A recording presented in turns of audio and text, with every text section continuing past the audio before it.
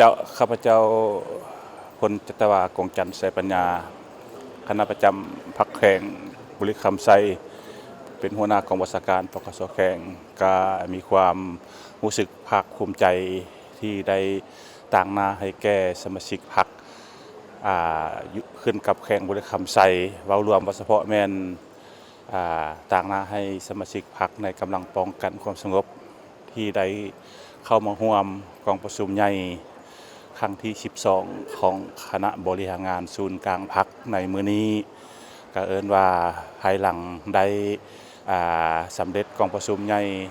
ไปแล้วข้าพเจ้าจะนำเอา4เนื้อในที่สำคัญของกองประชุมใหญ่ในครั้งนี้ไปจัดตั้งปฏิบัติเว้ารวมว่าเฉพาะก็แม่นเอิ้นว่านำเอาโครงการการเมืองนำเอาแนวทางนโยบายของพรรคที่ติดพันกับเวียงงานป้องกันชาติป้องกันความสงบ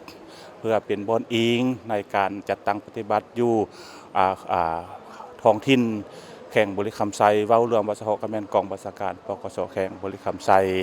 อาจารย์อีกเทื่อนึงโอกาสที่มีความหมายความสำคัญนี้ก็ขออวยพรไซแด่กองประชุมใหญ่ของคณะบริหารงานศูนย์กลางพรรคครั้งที่ 12 จงประสบผลสำเร็จอันงามขอขอบใจ